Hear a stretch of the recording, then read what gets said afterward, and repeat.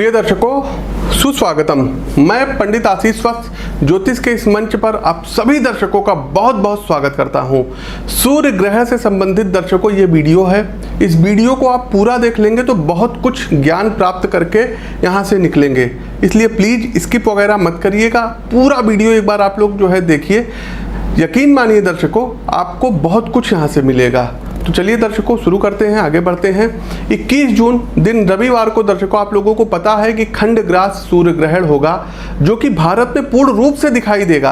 अतः आप लोगों से निवेदन है कि इस ग्रहण का नियम पालन आप लोगों को करना आवश्यक होगा। अब प्रश्न उठता है कि आप लोग पूछेंगे कि पंडित जी ग्रहण का स्पर्श काल क्या है, तो आप लोग नोट कर लीजिए। ग्रहण का जो स्पर्श काल है ये प्रातः 10:09 पर है। साथ ही साथ ग्रहण का मोक्ष काल अर्थात ग्रहण कब खत्म होगा, तो दोपहर 1:43 पर ग्रहण खत्म होगा।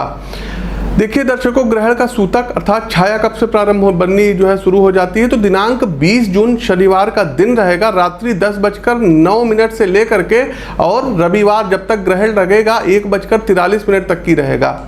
अब जानने वाली बात यह है, सारी चीजें हम आपको नोट करा रहे हैं, आप लोग नोट करिए। अब तमाम यहाँ पर वैज्ञानिक बंधु बैठे हैं, तो तमाम ऐसे लोग हैं, आप लोग कहेंगे कि पंडित जी हम इस ग्रहण को आखिर में क्यों माने, क्या हमको जरूरत है। तो प्रिय दर्शकों, यदि आप लोगों की कुंडली में ग्रहण दोष है, आपकी जन्म पत्रिका में सूर्य राहु एक साथ बैठे हुए हैं, पितृदोष है, राहु नीच राशि का हो करके सूर्य को पीड़ित कर रहा है, या इनका दृष्टि संबंध भी बन रहा है, तो ये मानिए कि आप पर सीधा सीधा असर पड़ेगा ही पड़ेगा। सूर्य ग्रहण का असर एक बात हम बता दें कब तक रहेगा, 3 महीने 15 दिन तक की रहेगा दर्शकों ये असर टोटल सभी राशियों पर। और खास करके मिथुन राशि हो गई, तुला राशि हो गई, वृश्चिक राशि हो गई, मीन राशि हो गई। बहुत सावधान रहने की जरूरत रहेगी दर्शकों आप लोगों को। इस ग्रहण को बिल्कुल भी हल्के में मत लीजिएगा। ग्रहण आने से पहले ही इतनी चीजें हो गई हैं, तो अब सोच लीजिए ग्रहण के बाद क्या क्या होंगी। और मिथुन राशि मृगशिरा नक्षत्र में ये ग्रहण लग रहा है दर्शकों। एक बात और है, चंद्रदेव भी यहाँ पर आ जाएंगे, बुध ऑलरेडी विराजमान है, सूर्य राहु की जो है युति संबंध भी बना हुआ है। सूर्य पिता हैं जो सबको उजाला प्रदान करते हैं। आप एक बात सोचिए कि जब हमारे परिवार में किसी सदस्य का जन्म या मृत्यु होती है, चाहे वो देश में हो या विदेश में हो, तो हमें सूतक उस समय लग जाता है, आप लोगों को पता होगा। तो उसी तरीके से जब ग्रहण लगता है तो उसका प्रभाव देश में हो या विदेश में ग्रहण का पालन अवश्य करना चाहिए। साथ ही साथ एक बात और बता दें कि ग्रहण काल में आपको क्या करना है क्या नहीं करना, इसका भी आप लोग ध्यान दीजिएगा। क्योंकि हमारे ऋषि मुनियों ने सूर्य ग्रहण लगने के समय भोजन के लिए मना किया है, क्योंकि ऋषियों की मान्यता है कि ग्रहण के समय बैक्टीरिया जो होते हैं ये बहुतायत संख्या में फैल जाते हैं। तो खाद्य वस्तु हो गया, जल आदि में सूक्ष्म जीवाणु एकत्रित होकर के उसको दूषित कर देते हैं। इसीलिए ऋषियों ने पात्रों में जो है कुश डालने को कहा है, ताकि जो है सभी कीटाणु एक कुश में एकत्रित हो जाएं और उन्हें ग्रहण के बाद फेंका जा सके। दर्शकों, जो भी पात्र होंगे उनको जो है अग्नि डाल करके उन्हें पवित्र बनाया जाता है, ताकि कीटाणु मर जाएं। ग्रहण के बाद स्नान करने का विधान इसलिए बनाया गया है ताकि स्नान करने के दौरान शरीर के अंदर ऊष्मा का प्रवाह बढ़े, आपके शरीर पर जो बैक्टीरिया लगे हैं वो निकल जाएं।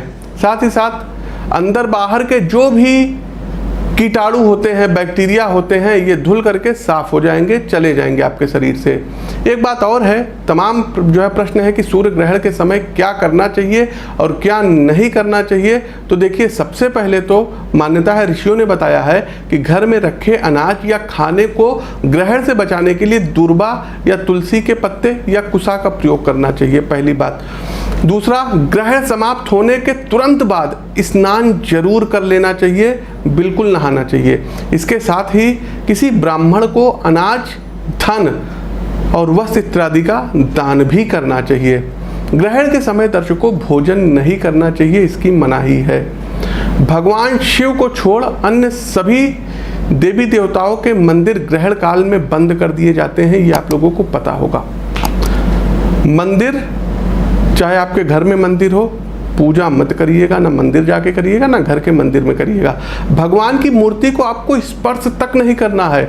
आप रोज सुबह पूजा करते हैं तो मंदिर में पूजा ना करके किसी साफ जगह बैठ करके मन ही मन भगवान का स्मरण करिएगा। ओम विष्णवे नमः या ओम नमो भगवते वासुदेवाय या ओम नमो नारायणाय, इस मंत्र का आप लोग जाप कर सकते हैं।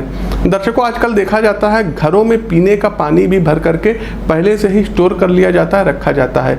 ऐसे में पीने के पानी में धुलकर साफ किए हुए तुलसी के पत्ते और कुछ बूंदे गंगा जल की आप लोगों को डाल देना है। इससे ये जल दूषित नहीं होगा।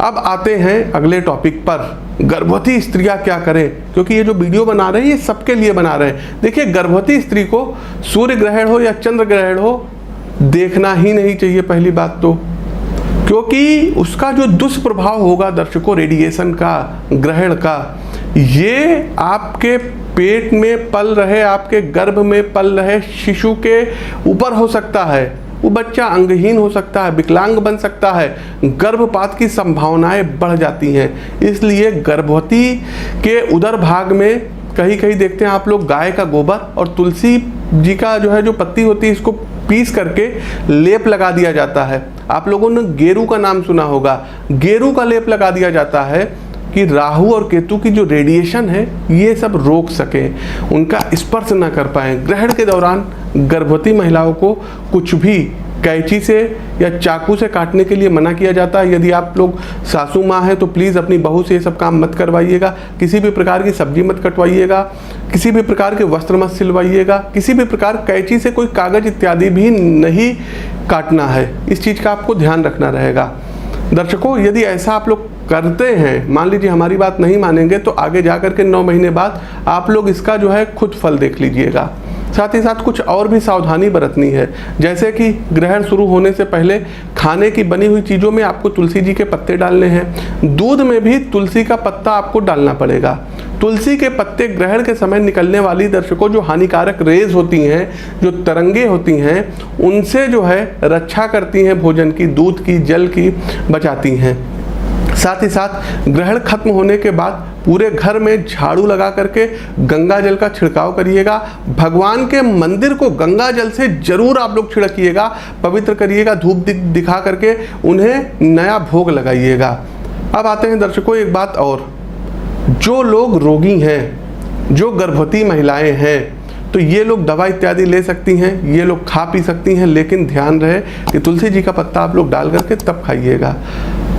साथ ही साथ दर्शकों अब आते हैं कुछ सिद्धिदायक मंत्र के प्रयोग पर, क्योंकि ग्रहण में तमाम लोगों के प्रश्न रहते हैं कि पंडित जी किन मंत्रों का हम जाप करें कि हर एक चीज़, किसी के जीवन में शत्रु परेशान करते हैं, किसी के जीवन में धन संबंधी परेशानी आती है। तो दर्शकों तमाम चीज़ें हैं।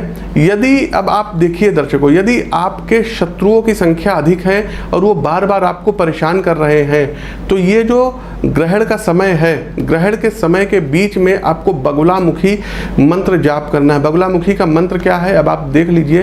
ओम ह्रीं बगलामुखी मंत्र ध्यान से आप लोग सुनिएगा, गलती मत करिएगा, अन्यथा आपके ऊपर इसका विपरीत प्रभाव पड़ेगा। ओम ह्रीं बगलामुखी दिव्य सर्वदुष्टानाम वाचम मुखम पादम स्तंभ्यम जिह्वाम कीलय कीलय बुद्धिम विनाशाय ह्रीं ओम नमः। तो इस मंत्र का आपको ग्रहण काल के समय 10 माला 11 माला जो भी कर सकते हैं कर लीजिएगा। दूसरा आते हैं दर्शकों, तमाम जो ज्योतिष लोग हैं वो पूछते हैं कि वाक सिद्धि हेतु क्या कहें, कि मतलब हम जो बोले वो हो जाए, या जो ज्योतिष लोग इसमें क्या करते हैं। तो देखिए दर्शकों, एक मंत्र है, दुर्गा जी का मंत्र है, आप लोग स्क्रीन पर भी देख लीजिएगा। ओम ह्रीं दुम दुर्गाय नमः। इस मंत्र का जितना ज़्यादा आप जाप करेंगे आपकी वाक सिद्धि उतनी ही ज़्यादा बढ़ेगी। धन संबंधी जिनको भी दिक्कत है आप लोग इस वीडियो को देखिए और उन दिक्कतों को दूर कीजिए। लक्ष्मी प्राप्ति हेतु आपको हम तांत्रिक मंत्र बता रहे हैं, इसका कई लोग जाप करते हैं। ओम श्रीं ह्रीं क्लीं ऐं ओम स्वाहा मंत्र पुनः सुनिए और स्क्रीन पर देखिए। ओम श्रीं ह्रीं क्लीं ऐं ओम स्वाहा। इस मंत्र को भी 21 माला 51 माला जितना भी ग्रहण काल के समय कर सकते हैं करिएगा, निश्चित रूप से आपको इसकी सिद्धि मिलेगी। दर्शकों, नौकरी एवं व्यापार में वृद्धि हेतु आप लोगों को क्या करना रहेगा, तो जो भी हम मंत्र बताने जा रहे हैं इसको ग्रहण की अवधि में आप लोग लगातार जप करिएगा, निश्चित रूप से नई नौकरी आपको मिलेगी। ओम श्रीम ह्रीम श्रीम कमले कमलालय प्रसीद प्रसीद श्रीम ह्रीम श्रीम ओम महालक्ष्म्यै नमः। इस मंत्र का आप लोग जाप करिएगा, चमत्कार देखिएगा, स्क्रीन पे लिखा हुआ है। मुकदमे में विजय के लिए आपको क्या करना होगा? अगेन बगलामुखी देवी के शरण में जाएंगे। क्या मंत्र है देखिए दर्शकों, ध्यान से देख लीजिएगा। बगलामुखी देवी के मंत्र में गलती नहीं करनी है। ओम ह्रीं बगलामुखी सर्वदुष्टानाम वाचम मुखम पदम स्तंभय जिह्वायाम कीलम बुद्धिम विनाशायम ह्रीं ओम स्वाहा। इसमें दर्शकों करना क्या है कि सर्व दुष्टा नाम की जगह जिससे आपको छुटकारा पाना है, आप लोग उसका नाम ले लीजिए। मंत्र आप लोग देख लीजिए स्क्रीन पर, कोई दिक्कत नहीं होनी चाहिए। और एक बात बताएं, कोई भी मंत्र तब तक सफल नहीं होता है जब तक आप में पूर्ण रूप से श्रद्धा ना हो, विश्वास ना हो और पूर्णता ना हो, वह गुरु के प्रति श्रद्धा ना हो। तो बहुत आवश्यक है इन चीज़ों का होना। किसी का बुरा चाहने वाले मंत्र सिद्धि प्राप्ति नहीं कर सकते, इसका ध्यान दीजिएगा। मंत्र जपते समय आप धूप बत्ती जला सकते हैं, इससे आपका मन एकाग्र होगा और जप में मन लगेगा। किस माला से करनी है? रुद्राक्ष की माला से आप कर सकते हैं। दूसरा, लक्ष्मी प्राप्ति के लिए कमलगट्टे की माला से या स्फटिक की माला से कर सकते हैं। नौकरी में भी प्राप्ति के लिए आप कमलगट्टे की माला का प्रयोग कर सकते हैं। वाक सिद्धि के लिए आप लोग रुद्राक्ष की माला का प्रयोग कर सकते हैं। दर्शकों, सूर्य ग्रहण पर हर राशि पर अलग अलग प्रभाव पड़ता है, इससे संबंधित हमने वीडियो बना दिया है प्रत्येक राशिवार, और आप लोग वो जा करके देख लीजिएगा, उससे संबंधित उपाय करिएगा। आप लोगों के लिए एक ऑफर है, मात्र 999 में 150 पेज की कुंडली और 1 वर्ष का फलादेश आप लोग अपने व्हाट्सएप नंबर पर प्राप्त कर सकते हैं। इसके लिए दर्शकों करना क्या रहेगा, स्क्रीन के दिए गए नंबरों पर आपको संपर्क करना है। आपको व्हाट्सएप के माध्यम से या ईमेल के माध्यम से प्रोवाइड करा दिया जाएगा। एक हम आपको और भी सलाह देना चाहते हैं कि ग्रहण के जस्ट बाद कोशिश कीजिएगा जो भोजन है उसका प्रयोग ना करें, नया भोजन बना लीजिएगा। और संभव हो तो ग्रहण के पश्चात घर में रखा सारा पानी जो भी आप लोग फ्रिज में, घड़े में स्टोर करके रखते हैं, आरओ में स्टोर करके रखते हैं, तो बदल दीजिएगा, क्योंकि दर्शकों वो पानी दूषित हो जाता है। और ग्रहण के कुप्रभाव में खाने पीने की वस्तुओं को आपको बिल्कुल ध्यान रखना है कि किसी भी प्रकार की वस्तुओं को आपको नहीं खाना है। दर्शकों, ग्रहण में आपने जो भी कपड़े पहने हैं उसको भी आप लोग धुल दीजिएगा, क्योंकि कपड़ों सहित अगर आप लोग स्नान कर लेंगे और बाद में उस कपड़े को धुल लेंगे तो बढ़िया रहेगा। गंगा जल छिड़क के काम मत चलाइएगा। तो दर्शकों, कैसा लगा हमारा ये वीडियो कमेंट के माध्यम से हमें अवगत कराइए। इस वीडियो को दर्शकों आप लोगों की जिम्मेदारी बनती है कि हर एक भारतीय होने के नाते आपको हर एक भारतीय तक इस वीडियो को पहुंचाना है, जम करके आप लोगों को शेयर करना है और फेसबुक की दुनिया पे धमाल मचा देना है। अपने व्हाट्सएप ग्रुप में आप लोग इसको फटाफट शेयर कीजिए। दीजिए दर्शकों इजाजत, तब तक के लिए मैं पंडित आशीष वत्स आप सभी दर्शकों से विदा लेता हूं। नमस्कार। ओम नमो भगवते वासुदेवाय।